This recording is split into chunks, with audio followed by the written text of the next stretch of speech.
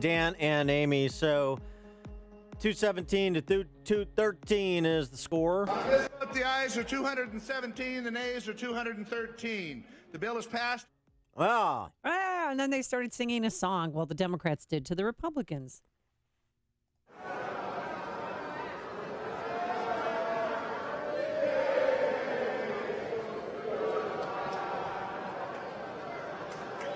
You stay classy, Democratic Party.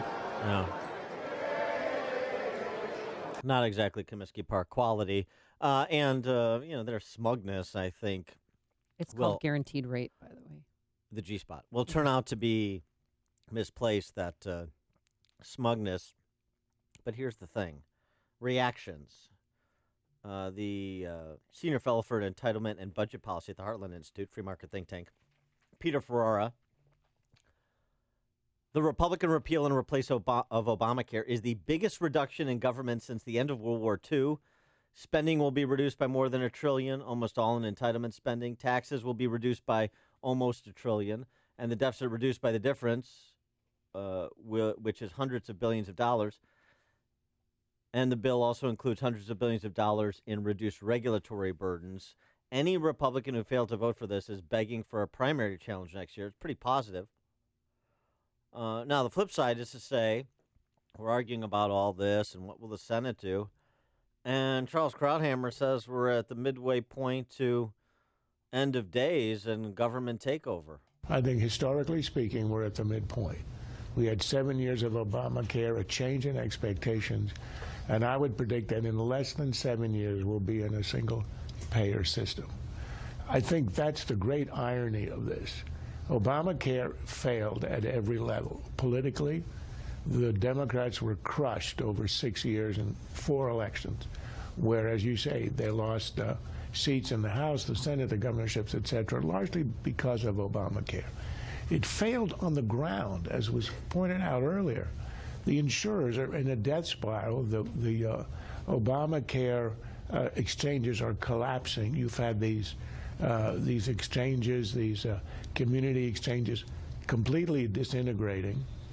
But the irony is, in the end, I think Obamacare wins the day because it changed expectations. Look at the terms of the debate.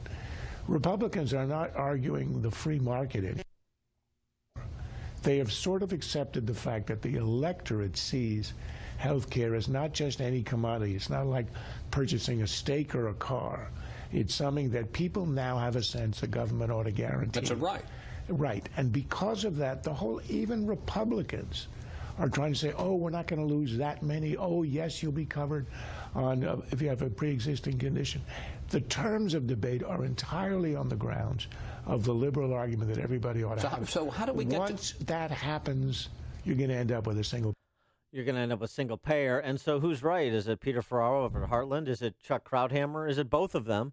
To adjudicate the matter, we're pleased to be joined by our friend C. Stephen Tucker, founder of HealthInsuranceMentors.com, the man who's been in health insurance so long he actually wrote Methuselah's first health insurance policy. Zing. I got to do my own zinging around here. C. Stephen Tucker, thanks for joining us. Appreciate it. So, good morning, Dan and Amy. So who's right, Krauthammer or Ferrara, or both? Well, what happens, depending on what happens in the Senate, Krauthammer could be more right. But I like Peter's assessment because we are cutting taxes by almost $1 trillion, which will help pay for President Trump's tax proposals coming up, which we're all looking forward to. And we're cutting spending by over $1 trillion. So both men are right. But I am a little bit concerned about one thing in the American Health Care Act. And as you know, I love most of it. The concern, and a lot of it is coming from the left, and some of it is genuine, and that is because of the tax credits that they provide to purchase health insurance not being tied to one's income, or was, as we policy wonks call, means tested, there is a disparity between what someone just above the federal poverty level will get today in form of a tax credit to pay for Obamacare health insurance and what they will get under the American Health Care Act. It will be significantly less. And that is because Mr. Ryan was diametrically opposed to means testing the tax credits. He just basically put into the American Health Care Act a flat tax credit, not based on your income, but just based on your age. So if you're in your 20s, you're going to get $2,000 in a tax credit to help pay for health insurance. If you're in the 30s, you're going to get $2,500, 40s, $3,000, 50s, $3,500, 60 years old, $4,000 a year. They did allow another $75 billion to help alleviate the premium for people in their 50s and 60s. I agree with that. However, because of how different health insurance works in each state, for example, health insurance being exponentially more expensive in states like New York and Massachusetts, et cetera, and because of the disparity of incomes in this country, that's not going to be enough to alleviate the burden for someone who's just above 138% of the federal poverty level, who now loses Medicaid and now has to buy private health insurance. So the key, and what I think will happen in the U.S. Senate, the biggest change of all, is that they will means test those tax credits so that they are tied to one's income, so that those who are on the lower end of the income scale will get more help to pay for health insurance. And there's a different impetus for doing that. If you means test the tax credits, then all regulations pertaining to Obamacare can then be repealed via the budget reconciliation process, because means testing tax credit means that any change to Obamacare regulations will affect premium. It will affect the budget, because those tax credits will now be means tested. So I think you're going to get that, and that's also important because we're going to need 4 senators who are pushing very hard to means test tax credits so that people on the low end of the income scale, especially those who are older, will get more assistance. So I think that's how the Senate is going to, quote-unquote, improve the bill. However, that brings us farther towards what Mr. Krauthammer was talking about, where the government is now spending more money to subsidize private health insurance. On the other end of the scale, because we are reducing so many regulations under Obamacare, even more so if we means test the tax credit, the cost of health insurance is going to be dramatically lower, so you're not going to need as much of a subsidy.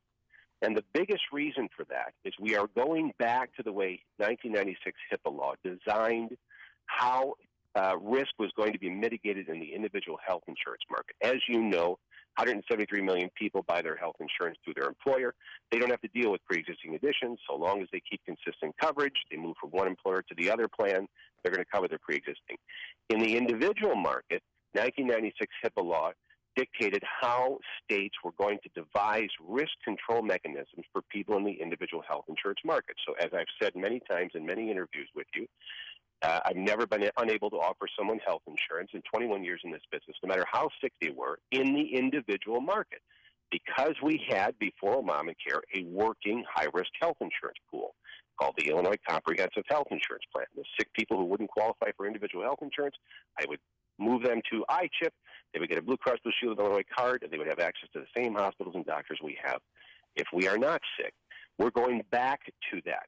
The problem with those risk pools is that 5 states out of 50 did not have a risk mitigation program in place. They did not have a high-risk health insurance pool. They did not have an annual open enrollment period like Ohio did. So if you were sick in the individual market in those 5 states, you could be left without an option. So this bill ensures that $128 billion over 9 years is going to go to the states to ensure that every state has a working high-risk health insurance pool. I totally support that because it takes from the healthy pools the sickest ones amongst us, which is about 4 to 5% of the individual health insurance market, which comprises 23 million people. Those people are responsible for 50% of the cost. Well, so we move them to the risk pools and make premiums much less expensive for everyone else. but they're scrapping the individual mandates, so you won't face a fine if you don't have health care. How is this going to pay for itself? I mean, how are people going to sign up? Because there's no incentive or, for them to sign up. Because I know a lot of people who are sick of paying, they started out paying $295 a month, and now it's up to $600 a month. That's a car payment. I mean, that's a lot. And don't mention the deductible, $7,100 now. And only 3 carriers left in Illinois. Thank you. At least we have 3. There's states like Iowa, we're about to have none. So anyway, what's the impetus to continue to buy health insurance? Like HIPAA law originally outlined, if you do not keep consistent coverage, there's going to be ramifications for that. If you want to wait until you're sick and raise the cost for everybody else to buy health insurance, then you're going to face ramifications. The insurance company can charge you up to 30% more if you try to play that game. And so that is the impetus for people to buy health insurance. The other impetus is because we're removing the community rating restriction from 3-to-1 between old people and young people back to 5-to-1. Premiums are going to go down exponentially for younger people. And those were the biggest block of Americans who decided to opt out of buying health insurance because the cost went up so high for them. Now it's going to go down far down for those younger people. So let's pick that up right there. Let's say the Senate moves on this within the next 90 days and House and Senate can reconcile, conference something that is substantially similar to what the House passed yesterday that may include beefed up tax credits for older people. They're closer to the Medicaid line, as you were sort of suggesting. Let's say that happens. It seems to me Trump and the Republicans, if they don't want to be, out of the House, you're going to have to see premiums drop, deductibles drop, and I wonder, and that necessarily means entrance back into the marketplace, providers back in the marketplace that have left. What is, from your industry expertise, what do you think the lag time will be to see those sort of changes occurring such that people can feel them and see them? Well, first of all, we don't have 90 days. We have about 3 weeks. Our fiscal year ends at the end of May, so we can no longer use the budget reconciliation process, which requires us only to have 51 votes in the Senate after June 1st.